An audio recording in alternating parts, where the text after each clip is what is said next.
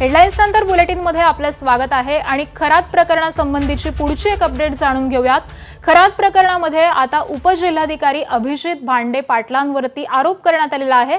सामाजिक कार्यकर्ते विजय कुंभार यांच्याकडून हा भांडाफोड करण्यात आला आहे। अभिजित भांडेच्या पत्नीची खरातच्या पत्नीसोबत जमीन खरेदी झालेली आहे असं कुंभार यांनी म्हटलेलं आहे। तर पत्नीच्या नावावरती अनेक कंपन्या, रिअल एस्टेट फर्म्स आणि स्टार्टअप देखील आहेत। सत्तेचा पाठिंबा असल्याशिवाय हे धाडस अशक्य आहे असा आरोप कुंभार यांनी केला आहे।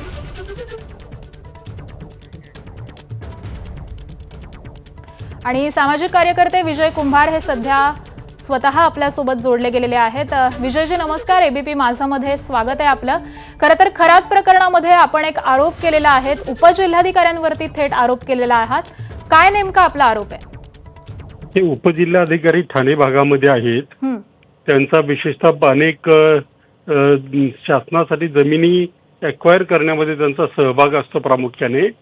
त्यांच्या पत्नीच्या आणि अशोक कुमार खरात, ज्याच्यावर आता महाराष्ट्राचा एप्स्टीन म्हणून शिक्का बसलाय आणि ज्याच्यावर सध्या SIT नेमल्याने चौकशी चालू आहे, त्यांच्या मुलीबरोबर म्हणजे तृप्तबाला अशोक कुमार खरात यांच्याबरोबर अभिजित पाटलांच्या जे प्रीती त्यांच्या मिसेस आहेत बहुतेक, त्यांची पार्टनरशिप आहे सरमणे 1 एकराची।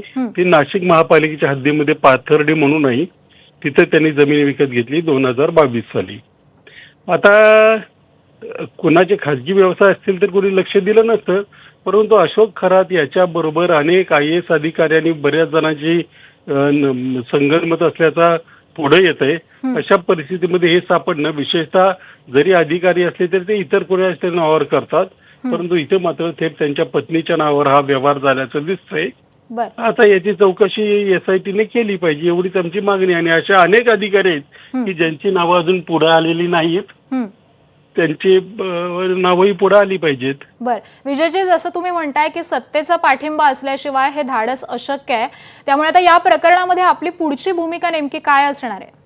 काय आमच्या भूमिकेपेक्षा शासनाची भूमिका काय असणार हे महत्वाचं आहे, कारण शासनाने याच्यामध्ये लक्ष घातलं पाहिजे। शासकीय अधिकारी आहेत, मुख्यमंत्र्यांनी या प्रकरणामध्ये बऱ्यापैकी भूमिका घेतलेली आहे। त्यांनी असे अधिकारी, मी कालच मला वाटतं तुमच्या की दुसऱ्या कुठेतरी म्हटलं की ही जी तपास आहे, या जो चाललाय पोलिसांचा चालला असेल, रेव्हेन्यूचा चालला असेल, याच्यामध्ये ज्यांचा या प्रकरणाशी दुरान्वयही संबंध नाही अशा लोकांचा या लोकांनी तपास केला पाहिजे। कारण असे जर अधिकारी असतील त्याच्यामध्ये तर ते म्हणजे त्याच्यामध्ये हे आहेत असं मला म्हणायचं नाही, परंतु अशा अनेक अधिकाऱ्यांचे आर्थिक व्यवहार अशोक खरात आणि त्यांच्या कुटुंबियासाठी बरोबर असलेले दिसत आहेत, त्यांना लांब ठेवलं पाहिजे, हीच आमची मागणी आहे।